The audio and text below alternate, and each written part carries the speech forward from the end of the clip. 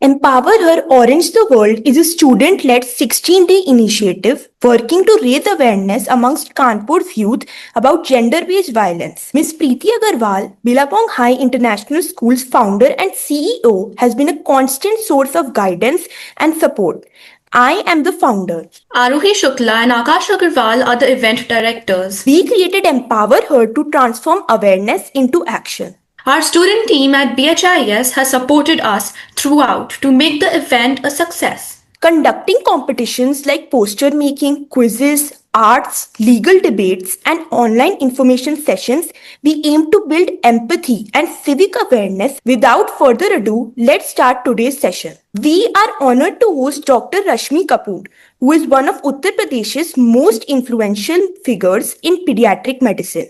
She is a trailblazer whose work has shaped child healthcare across the state. She currently serves as the head of pediatrics, director of pediatric critical care and pulmonology, and director of the Regency Healthcare Group in Kanpur. Dr. Kapoor's journey began at GSVM Medical College, where she completed her MBBS and later her master's in pediatrics with outstanding academic distinction. Along with her husband, Dr. Atul Kapoor, she founded Regency Hospital, the first corporate multi-speciality hospital in Uttar Pradesh. At a time when pediatric super specialty clinics barely existed in India, Dr. Kapoor recognized that critically ill children needed specialized care. The vision led her to establish the first neonatal ICU, Pediatric Intensive Care Unit (PICU) in Uttar Pradesh. She trained at world-renowned centers including British Columbia Children's Hospital in Vancouver, Seattle Children's Hospital, and received specialized bronchoscopy training at Cincinnati Children's Hospital. Her clinical expertise is extraordinary. She has performed over 2,000 pediatric bronchoscopies and removed more than 300 foreign bodies from children's airways, a rare and life-saving skill. Dr. Kapoor's scholarly legacy spans more than 25 peer-reviewed papers, multiple landmark textbook chapters, and contributions to national pediatric guidelines, work that has shaped protocols and neonatal care, pediatric emergencies, and adolescent health across India.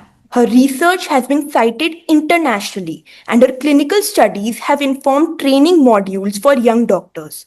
Additionally, through her NGO, Amrita, she has established a special school and rehabilitation center for children with disabilities. Today, the center supports around 80 children with professional therapy services, special education, and vocational training. Let's dive into her insights with an interview that sheds light on the hidden realities of gender-based violence and silent inequality, and how, from a medical perspective, early awareness and civic responsibility can protect countless women long before harm becomes irreversible. Our very first question to ma'am is, what drew you to medicine and who or what shaped that decision? Thank you, Ananya, for that introduction. And thank you, Vidita, and all the children from Billabong High School and the principal for, touching this very, very important topic, which is really very close to my heart. So it was a foregone conclusion when in my house that I will become a doctor. So nobody actually persuaded me to become a doctor, but since the very childhood, my parents just took it for granted that I will become a doctor, and I became a doctor because perhaps it was their expectations, and no other door was open for me except for this. So that's why I became a doctor. It used to happen this way back then in 1975. What specifically drew you to pediatrics? Perhaps my insight into children that I just thought that I was made to treat children. Wow, who opened doors for you and what did you learn from them about leadership? As I told you, my parents always guided me that, or in fact, they took it for granted that I will become a doctor. And, back then, when you are studying in a medical school, you are away from home and studying in a hostel, you need so many things to calm you down and to, make you adhere to the place that you've come.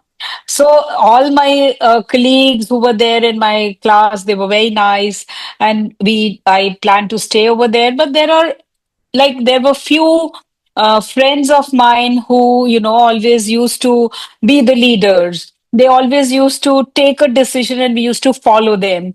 So that way, perhaps subconsciously, I imbibed that. And one of my friends, she was she always used to guide me. See, this is wrong what they have done. They should have done this way. See, this is how they have insulted a woman. So that automatically came to me that, yeah, this is what is happening in the society. Actually, I came from from an upbringing where there was no bias against a female or a male. We were brought up as equal amongst our siblings. So that is what, when I saw in medical college that there was clear cut bias towards men, and women were sometimes ridiculed also. So that my friend, a friend of mine who's Dr. Abha Verma, she really influenced me to speak for women. That's very great, ma'am. But in throughout your clinical practice, have you ever noticed some sort of discrimination against the girl child? And how has that changed over a decade? When I started my practice, when we were in the medical college, Ananya, at that time, we used to see like our wards would be full of children, but they were mainly males. When I completed my studies also, when I started my practice in 1985, that's way long, quite 40 years ago. So when I started my practice also, uh, parents would bring their sick sons to me and not the daughters. But that I am talking about middle class and lower middle class families. They would not bring their daughters to me.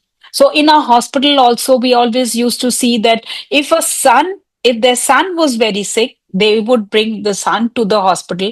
But the girl, like ordinary cough and cold, they would keep at home. Only when the girl would become very, very sick, they would bring her to the hospital.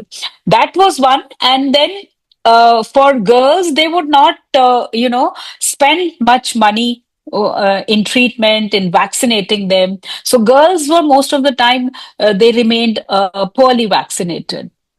But over, say, about 40 years, I've seen a lot of change. That now there are equal number of girls and boys in my clinic. For last, say, 10, 15 years, there has been a sea change. Parents care for their children, both son and daughters alike. Earlier on, they used to say that I used to ask if the boy is having this problem. I am sure the girl would also be having. Yes, girl is having a problem, but yes, she's at home. We don't have money to treat her. And they used to start, collecting money for the girl's dowry the day she was born. Because back then people used to just think that girls are made to just cook at home and get them married, and just that's it. So that was it. So, but then I am seeing a lot of change that is happening now. Say about 40 years later, there is a sea change. I can see girls getting equal preference at home, and especially this I'm talking about people coming from middle class and lower middle class. Upper class were always, well educated, but again, when a girl child was born, even the upper class parents would feel sad when there was a delivery and they didn't know the sex of the child. If it was a male child, they would, like they would be in peals of laughter. They would be so happy. But if the girl was born, they will have a sad face. This used to happen then also. This happens. I'm sad to say that this happens even now. At least in our country, they always prefer to have a male child than a female. That is very shocking to know, ma'am, but it is also a fresh perspective that we all got from this question. What subtle biases towards boys still show up, and how can teachers or parents spot and address them? Well, these subtle biases, they were not so subtle back then when we started our practice. They were not subtle. They were absolutely stark and evident. Boys would get again. I'm talking not about a few. Tip of the iceberg is re-educated people, but by and large, the base of the triangle makes is made up of the middle class and the lower middle class families. So of course, there were stark biases then. I still see that parents encourage their boys to play a lot of games. They would, stay in sun, play games, which is actually good for health. But they don't allow their girls to play in sun, play games with boys, play games which are, which would require rigorous exercise and muscle building and things. They would not. First, because once the girl starts menstruating, teachers as well as parents at home think that now she should sit at home. Or if she plays in sun, she'll get tanned and she'll become dark, and perhaps there'll be a problem in her marriage. So that dark color taboo is still in their, minds. And again, I would say that they would think of a girl's future as getting married and having a home and, being a homemaker. I think a little bit of it is changing. Then back then, see, we hardly ever used to see any girl pilot. I am so happy when I sit in my clinic and I see my like little girls whom I used to see, they've grown up, and when they come with their brothers or sisters to me, and I ask them, what do you want to become? So few of them say, I want to become a pilot, and you cannot imagine my happiness that see things are changing. I said, okay, and is your mom okay with it? Of course, mom says, of course, I'm okay with it.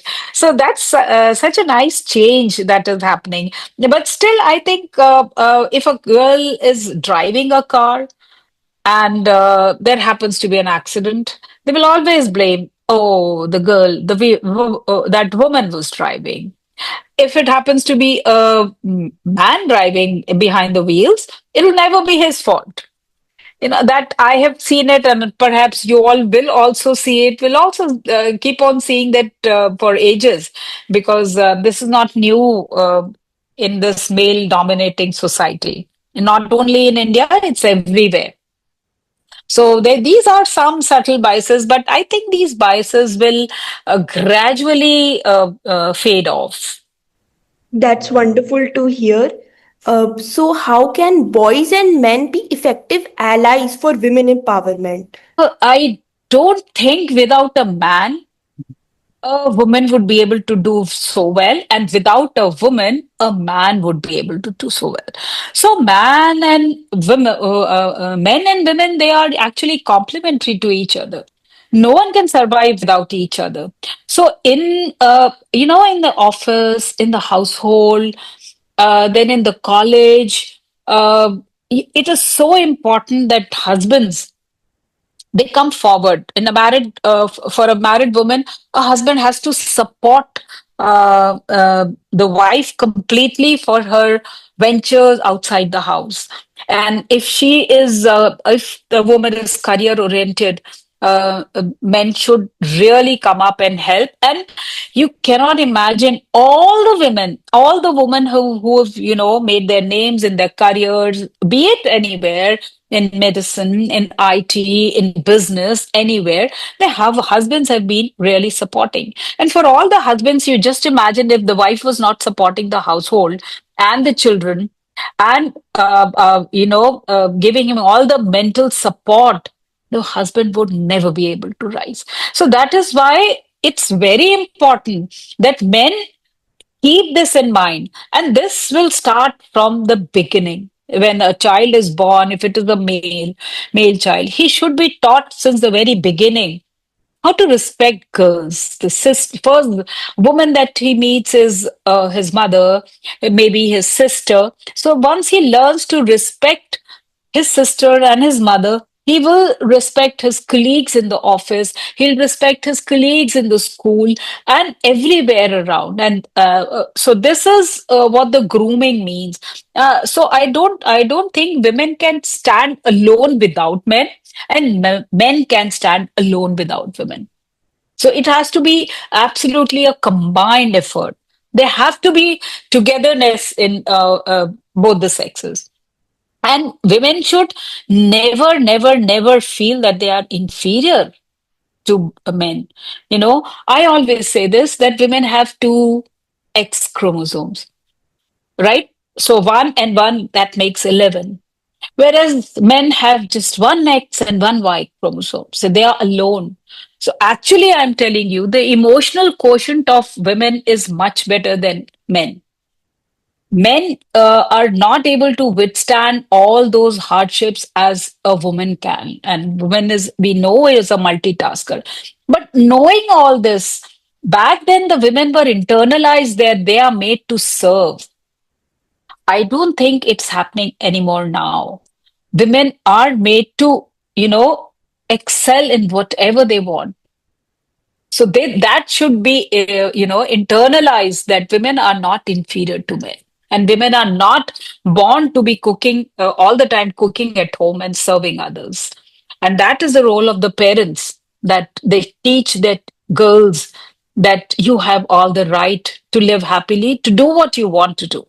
On that topic, in which you told that women have to face much more hardship than men, can you share a patient story that shows what empowerment looks like in real life? I think this is an excellent question, because everybody must be thinking that we are doctors, everybody must be respecting us. But our journey, especially women, in branches other than obstetrics, because obstetrics is taken for granted that it is a branch dominated by women only. I chose a branch which is dominated by men only. So you can imagine, in this patriarchal society, if a patient comes, he used to call me the sister, and much junior to me, man, boy, doctor, a doctor. So I never hesitated in correcting the patient's father then and even now. I always tell them, no, I'm not a sister. Sister is a different profession completely. So I always used to say this.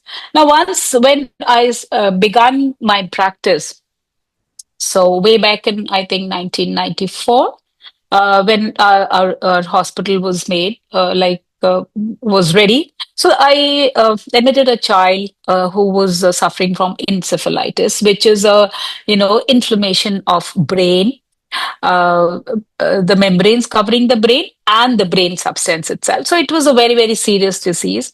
And the child was in ICU.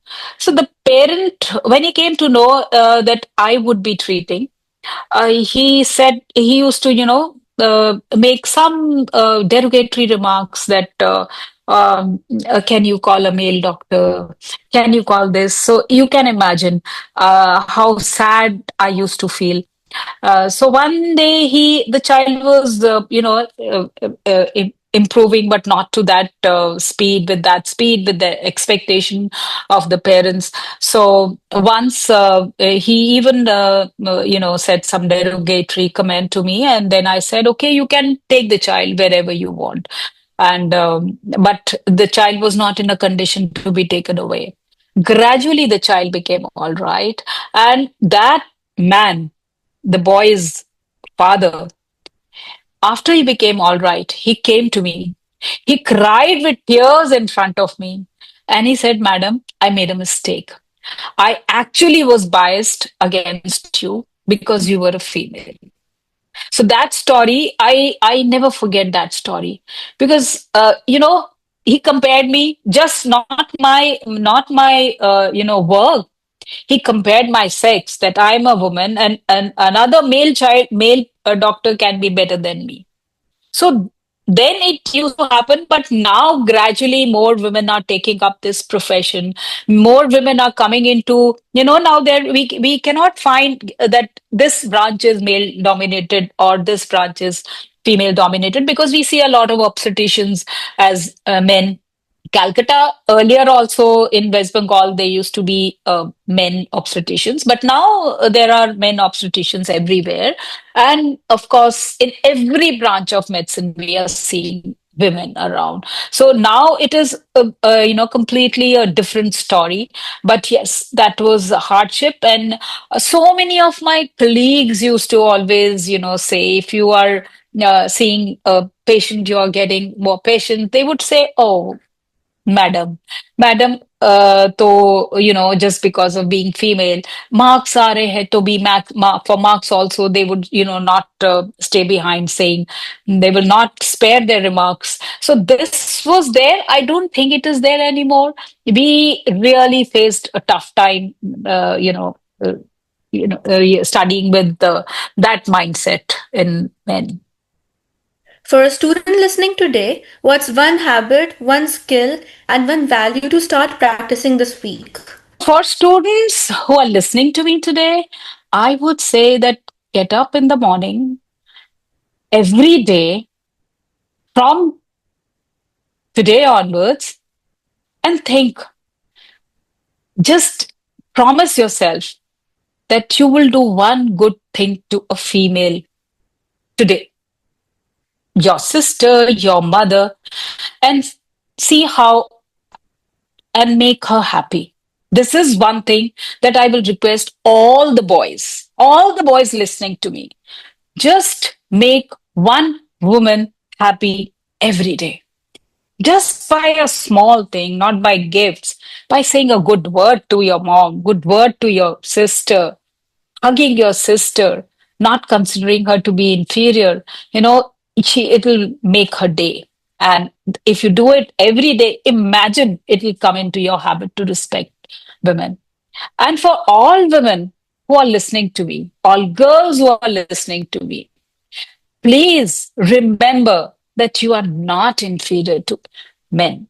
You are equal to all men. In fact, you are even better than them. Then encash that.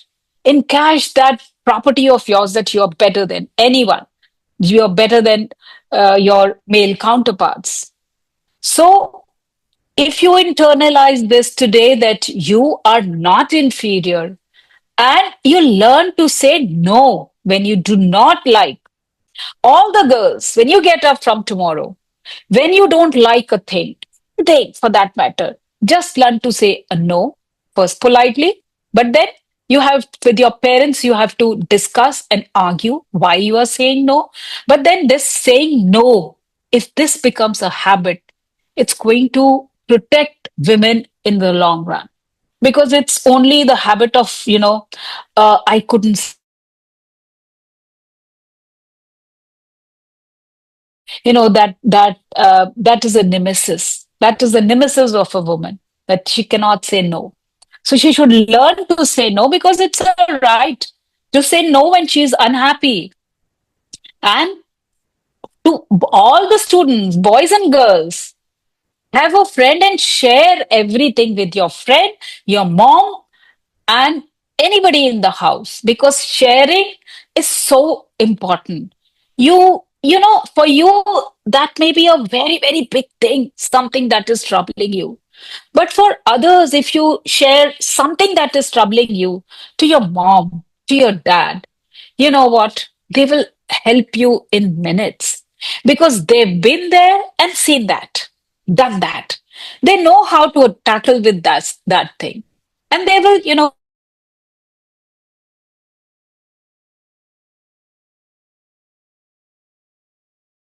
always speak what is in your heart to at least one person. That person you should know. And for parents, if there are any in the audience, I would request, be friends of your children, not the teacher and the preachers. Because children imbibe what they see since the very early childhood. They imbibe. So be friends with your children, share your sorrows, and listen to their sorrows and their anxiety, their concerns in the life, in school, in career. There are so many when the children are growing. They may be small for you, but they are very big for children. For children, they would be everything that matters. Their small concern that their friend did not talk to them. that may be very big to them, right? So these are my few tips, take home messages to all the children. And that was wonderful advice. With that, we conclude the session. Ma'am, we sincerely thank you for your time and the depth of the insight you shared with us. Your guidance has enriched our program, and we are truly honored to have hosted you. Thank you, Ananya. Thank you, Vidita. Thank you, Arnav, and the entire team of Billabong. I really enjoyed talking to you all, and I hope whatever I have said, you all will understand it, and your life will be easy.